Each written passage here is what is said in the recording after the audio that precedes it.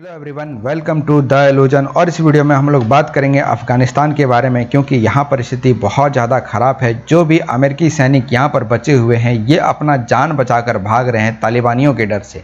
तालिबान जो है ये अफ़गानिस्तान में अपना पकड़ बना रहा है। बहुत जल्दी जल्दी ये अलग अलग क्षेत्र को अपने कब्जे में ले रहा है।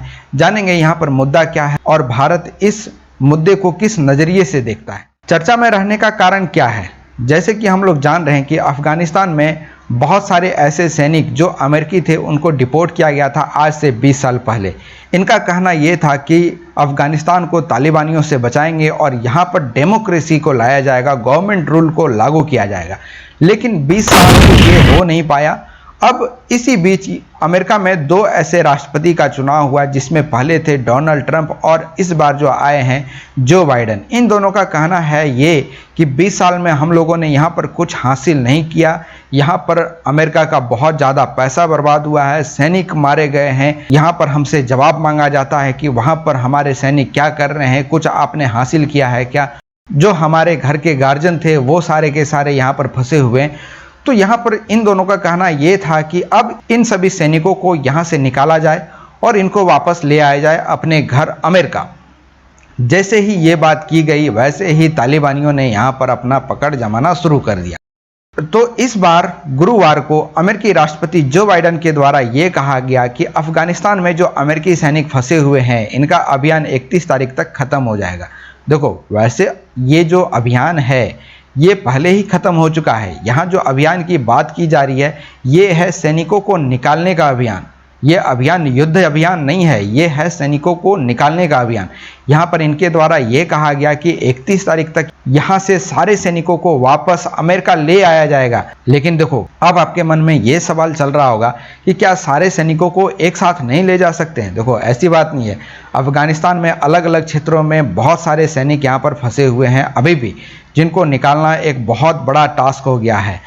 साथ ही में यहाँ पर यह कहा गया अमेरिकी राष्ट्रपति के द्वारा कि गति ही सुरक्षा है, इस नीति को पालन किया जाए। अब यहाँ पर ध्यान देने वाली बात है कि ये जो वर्ड कहा गया गति ही सुरक्षा है, स्पीड इज सेफ्टी, ये क्यों कहा गया? ये कहा गया तालिबानियों के डर से, क्योंकि तालिबानी यहाँ पर बहुत ज़्यादा अपना पकड़ बना रहे हैं और अमेरिकी सेना जहाँ भी इनको मिलते हैं वो उनको मार रहे हैं या फिर बंदी बना रहे हैं। ये क्यों हुआ है उसको जानते हैं। अफ़गानिस्तान में करीब 1000 से अधिक सुरक्षा कर्मी, जिसको हम लोग कहते हैं अफ़गान सिक्योरिटी फोर्स, ये अभी भी यहाँ पर फंसे हुए हैं और ये उत्तरी हिस्सों में भाग रहे हैं तालिबानियों के डर से। और ये भाग रहे हैं तजाकिस्तान में। तजाकिस्तान में क्यों? क्योंकि अफ़गानिस्तान का जो उत्तरी सीमा है ये तजाकिस्तान से लगता है। और ये जो भाग रहे हैं ये भाग रहे हैं बॉर्डर क्रॉस करके। बॉर्डर क्रॉस करके ही क्यों भाग रहे हैं?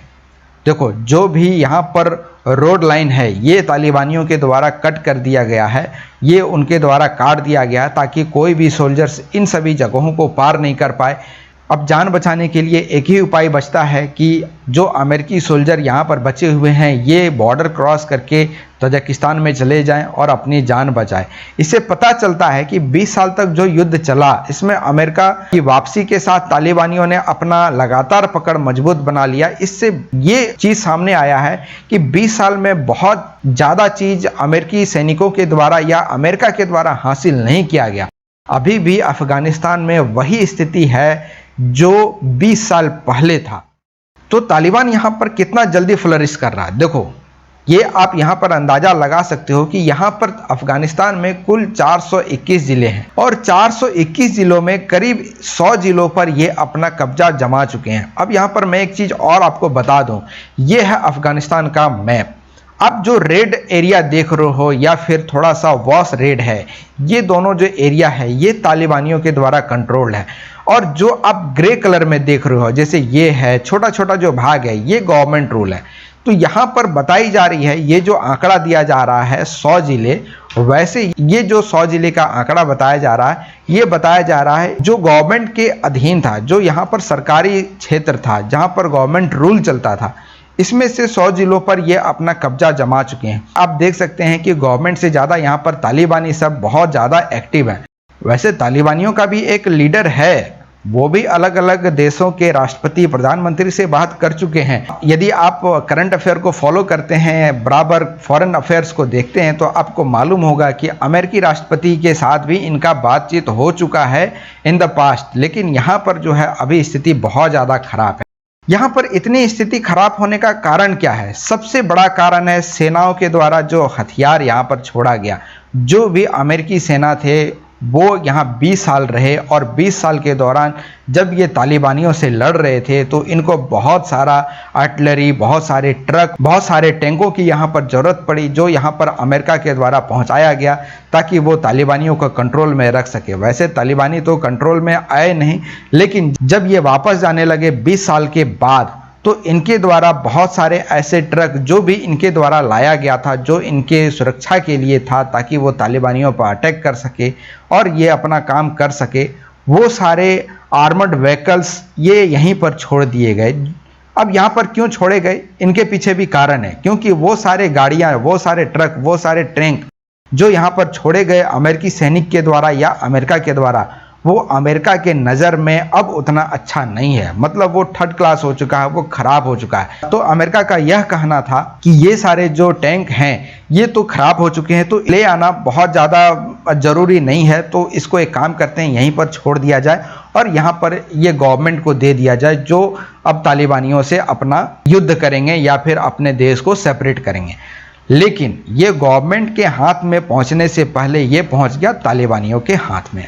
जो भी यहाँ पर आर्मर्ड व्हीकल्स वगैरह रखे हुए थे वो सारा का सारा पहुंच गया है अभी तालिबानियों के हाथ में। वैसे ये सब ऑपरेशनल हैं, भले ही इनके कल पुर्जे ढीले हो गए हैं, खराब हो गए हैं, लेकिन ये ऑपरेशनल है। अभी तक ये काम में लाए जा रहे थे। यहाँ पर करीब 700 ट्रक और दर्जनों ऐसे आर्मर्ड व्हीकल्स हैं जो यहाँ पर रखे गए हैं। बहुत सारे ऐसे तोप हैं, आर्टिलरी गन हैं, बहुत सारे ऐसे टैंक हैं जो यहाँ पर छोड़े गए थे। अब ये सारे जो गाड़ियाँ हैं, जैसे कि यहाँ पर बताया जा रहा है 700 ट्रक एक बहुत बड़ा ग्रुप होता है ट्रकों का जो तालिबानियों के हाथ में। ये ऐसा वैसा ट्रक नहीं है, ये अपने आप में बहुत ज़्यादा स्ट्रांग है। यदि इस ट्रक की बात करें तो ये बड़े से बड़े हमले को झेल सकता है और ऐसे ट्रक तालिबानियों के हाथ में लग जाना एक बहुत बड़ा टास्क की बात हो जाती है।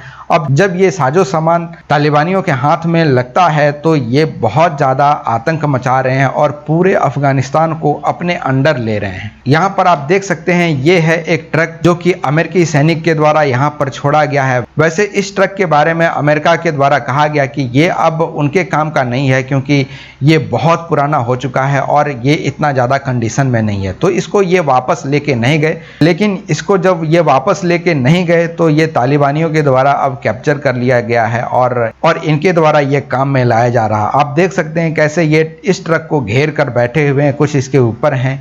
जब ये ट्रक इनके हाथ में लग गया है तो आप समझ सकते हैं कि अमेरिकी सेना के हाथ में अब कुछ नहीं है, सिर्फ और सिर्फ उनका जान बचा हुआ है, जो कि अब इन तालिबानियों से वो बचा रहे हैं और पड़ोसी मुल्क में वो भाग रहे हैं।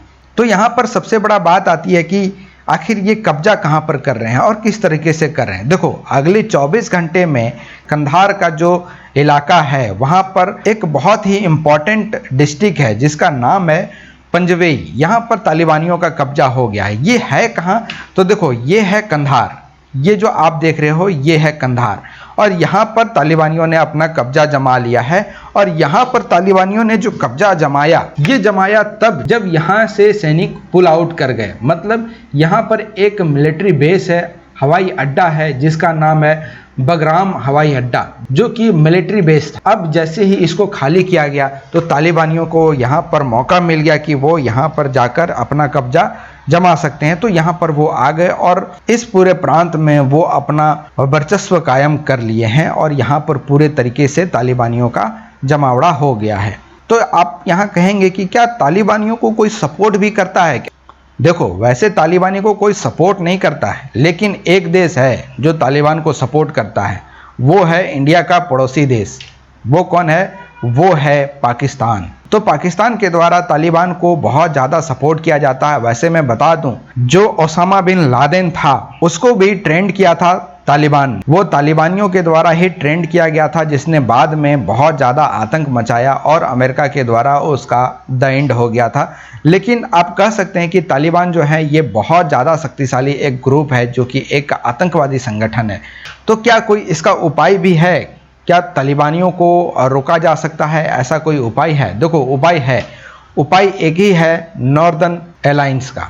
नॉर्दर्न अलायंस को फिर से जगना होगा, इनको फिर से वजूद में आना होगा, जिसमें आप देख सकते हैं बहुत सारे ऐसे देश थे जो आपस में आकर तालिबानियों के खिलाफ लड़ रहे थे, जिसमें आपको ऑफकोर्स मिलेगा India, Iran, Russia, Tajikistan, Turkey, Turkmenistan, USA और उज्बेकिस्तान। अब ये सब देश आपस में क्यों आ गए? देखो इसमें से बहुत सारे ऐसे देश हैं जिनका यहाँ पर डायरेक्टली बॉर्डर शेयर नहीं होता है, जैसे कि टर्की है, इनका डायरेक्टली बॉर्डर शेयर नहीं होता अफगानिस्तान से। यूएसए है, इनका डायरेक्टली बॉर्डर शेयर नहीं होता है अफगानिस्तान से। लेकिन ये सब यहाँ पर क्यों आ गए? एक तो यूएसए, ओसामा बिन लादेन के बाद यहाँ पर यूएसए का आंख खुला और इसने यहाँ पर इस चीज़ को ज्वाइन किया। रसिया वैसे इसको काउंटर करने पर लगा हुआ है। भारत का यहाँ पर एक लैंड बॉर्डर शेयर होता है अफगानिस्तान के साथ, वैसे डायरेक्टली नहीं होता है, अभी वो पाकिस्तान ऑक्युपाइड कश्मीर के द्वारा ये होता है, लेकिन कहीं ना कहीं इंडिया के साथ भी ये अपना बॉर्डर शेयर करता है। तो कहा जा रहा है कि इस नॉर्दर्न अलायंस को फिर से जगना होगा, तभी जाकर तालिबानियों से इस देश को बचा पाएंगे। वैसे नॉर्दर्न अलायंस का काम क्या है? नॉर्दर्न अलायंस का काम है जो इसका नॉर्दर्न पार्ट है, जो अफगानिस्तान का नॉर्दर्न पार्ट है, जिसमें आप देख पा रहे होंगे ये एरिया, इस एरिया को बोला जा रहा है कि यहाँ पर तालिबानियों का कब्जा नहीं हो, क्योंकि यही सबसे बड़ा टास्क है कि यहाँ पर यदि तालिबानियों का कब्जा हो जाता है तो ये आगे बढ़कर चले जाएंगे तजाकिस्तान में। यहाँ पर तजाकिस्तान आता है जो इसके पड़ोसी देश है, और अभी जो यहाँ से अमेरिकी सेना जो भाग रहे हैं ये जा रहे हैं तजाकिस्तान में ही बॉर्डर क्रॉस करके। लेकिन यहाँ पर जो बात की जा रही है कि तालिबानियों को इसके नॉर्दर्न एरिया में आने से बचाना होगा, इस नॉर्दर्न एरिया को सेफ रखना पड़ेगा। ये किस लिए? क्योंकि तजाकिस्तान में एक माउंटेन रेंज है जिसका नाम है पामेर माउंटेन्स। यहाँ पर आप देख सकते हैं तजाकिस्तान का एक मैप, जिसमें ये जो एरिया है, जो भी आप ब्राउन एरिया देख रहे हो, ये जो एरिया है ये पूरा का पूरा पहाड़ी एरिया है।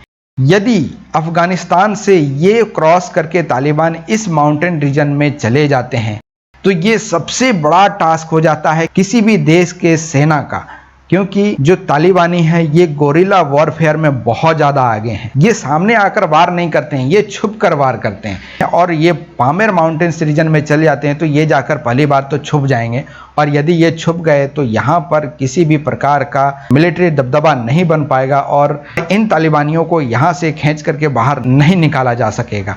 यही सबसे बड़ा टास्क है नॉर्दर्न अलायंस का, कि अफगानिस्तान के इस नॉर्दर्न एरिया को बचा करके रखना, ताकि तालिबान कभी बॉर्डर क्रॉस करके पामेर माउंटेन्स रीजन में जाकर नहीं बस पाए। यदि ये इस रीजन में बसते हैं तो यहाँ से ये सेंट्रल एशिया को आराम से कवर कर सकते हैं। अब यहाँ पर सभी देशों का यही कहना है कि नॉर्दर्न अलायंस को एक्टिव करो, ताकि हमारा जो तजाकिस्तान है इसका पामेर माउंटेन्स रीजन तालिबानियों के कहर से बचा रहे, और यदि पामेर माउंटेन रीजन बचता है तो पूरा का पूरा सेंट्रल एशिया बच सकता है तालिबानियों के कहर से। तो आई होप कि ये लेक्चर आपको अच्छा लगा होगा। यदि ये लेक्चर आपको हेल्प करता है तो वीडियो को लाइक करें, चैनल को सब्सक्राइब करें। Thank you for listening. God bless you all.